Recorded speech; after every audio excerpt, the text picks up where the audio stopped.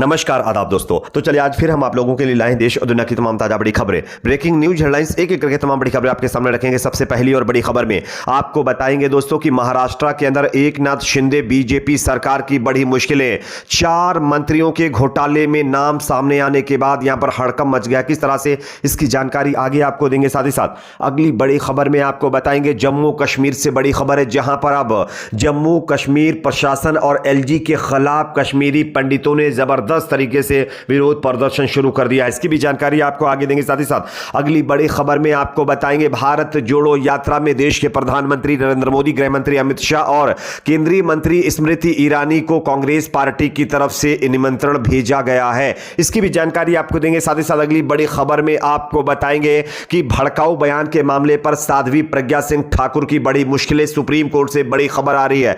इसकी भी जानकारी आपको देंगे। साथ ही साथ अगली बड़ी खबर में आपको बताएंगे कि तेलंगाना से बड़ी खबर है, जहां पर विधायकों की खरीद फरोख्त मामले में हाईकोर्ट के आदेश को अब तेलंगाना सरकार चुनौती देने जा रही है।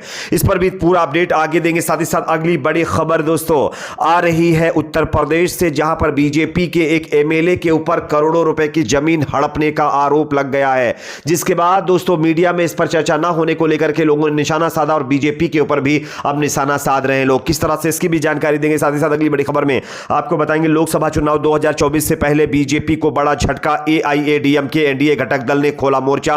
किस तरह से, इस पर भी जानकारी देंगे। उससे पहले छोटी सी रिक्वेस्ट करेंगे, वीडियो को लाइक करके ज्यादा से ज्यादा शेयर करिए, चैनल को सब्सक्राइब करके बेल आइकन को जरूर प्रेस करिए। बात करेंगे पहली और बड़ी खबर की। आप देख सकते हैं शिंदे गुट के 4 मंत्रियों पर घोटाले का आरोप, आज 5वें मंत्री की खुलेगी पोल, यह विपक्षी नेता ने दावा किया। खबर यह है कि पहले दिन सीएम यानी एकनाथ शिंदे का घोटाला आया, फिर अब्दुल सत्तार, उसके बाद उदय सामंत और उसके बाद संजय राठौड़, और हर दिन एक नए कद्दावर नेता का घोटाला जो है महाराष्ट्र में सामने आ रहा है। ये अनैतिक सरकार इस्तीफा देने को तैयार नहीं है। अगर ये सरकार ऐसे ही महाराष्ट्र में चलती रही तो महाराष्ट्र तकलीफ में आ जाएगा। ये कहते हुए शिवसेना के ठाकरे गुट के नेता आदित्य ठाकरे ने मंगलवार को यह बयान दिया है। लेकिन यहां एक बात समझने की है कि शिवसेना का ठाकरे गुट और एनसीपी दोनों ने ही शिंदे गुट के मंत्रियों पर जमीन घोटाले का आरोप लगाया है, और इस घोटाले के आरोप के बाद अब शिंदे गुट की मुश्किलें लगातार बढ़ती जा रही हैं, क्योंकि शिंदे और बीजेपी सरकार लगातार यह कहती है कि वो भ्रष्टाचार के खिलाफ हैं और इसी को खत्म करने के लिए उन्होंने गठबंधन बनाया है। लेकिन आप देख सकते हैं कि उन्हीं की सरकार में किस तरह से उन्हीं के नेताओं के ऊपर यह घोटाले का आरोप लग रहा है। यह चौंकाने वाला है। बात करेंगे अगली खबर की। अगली बड़ी खबर दोस्तों आ रही जम्मू कश्मीर से, जहां पर प्रशासन और एलजी के खिलाफ कश्मीरी पंडितों का जबरदस्त तरीके का विरोध प्रदर्शन शुरू है। दोस्तों आप इस खबर को देख सकते हैं। कश्मीरी पंडितों ने पुनर्वास के मुद्दे पर सोमवार को जम्मू कश्मीर में सरकार के खिलाफ विरोध प्रदर्शन किया है। कश्मीरी पंडित प्रवासी कर्मचारियों ने उपराज्यपाल की उस टिप्पणी का भी विरोध किया जिसमें मनोज सिन्हा ने कहा था कि जो कर्मचारी काम नहीं करते उन्हें भुगतान नहीं किया जाएगा।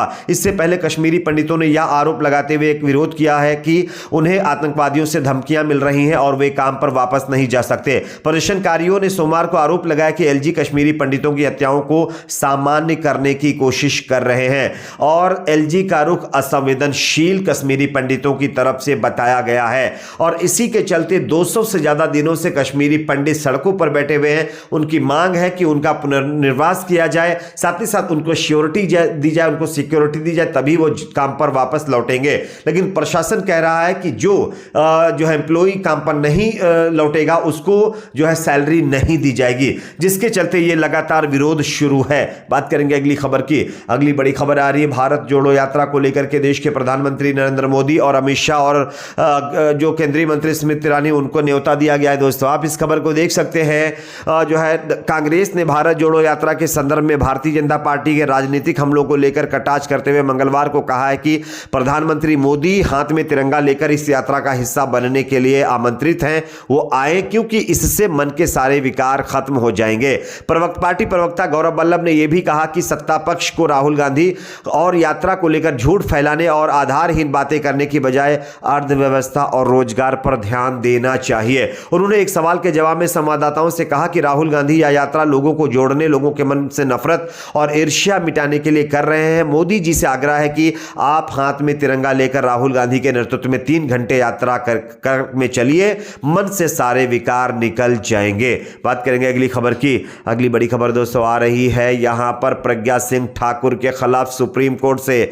आप इस खबर को देख सकते हैं। प्रज्ञा सिंह ठाकुर ने जिस तरह से कर्नाटक के शिमोगा के अंदर लोगों को भड़काया था और भड़काऊ बयान देकर के कहा था कि घरों में रखें धारदार हथियार क्योंकि ये दुश्मनों को काटने के काम आएंगे, और इसी बयान को लेकर के पूरे देश में एक तरह से माहौल गर्म है। तो वही अब खबर आ रही है कि कांग्रेस के वरिष्ठ नेता जयराम रमेश ने बीजेपी सांसद प्रज्ञा सिंह ठाकुर के हालिया बयान को स्पष्ट रूप से हेट स्पीच मामला करार दिया है। कांग्रेस नेता ने मंगलवार को न्यूज एजेंसी पीटीआई से कहा है कि प्रज्ञा ने जो कहा वो स्पष्ट रूप से हेट स्पीच का मामला है और मैं इसके खिलाफ सुप्रीम कोर्ट जाऊंगा।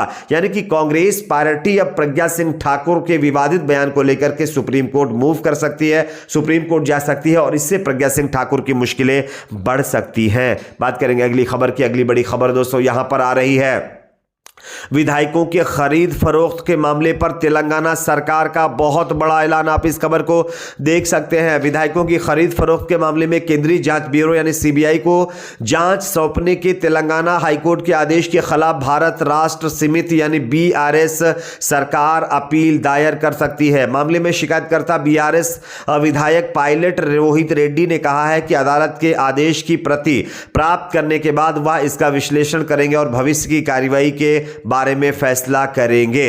बात करेंगे अगली खबर की। अगली बड़ी खबर दोस्तों आ रही उत्तर प्रदेश से, जहां पर योगी जी के राज में खूब दोस्तों जमीन घोटाले हो रहे हैं। आप इस खबर को देख सकते हैं। UP BJP MLA Aditya Singh ने करोड़ों की जमीन पर किया कब्जा।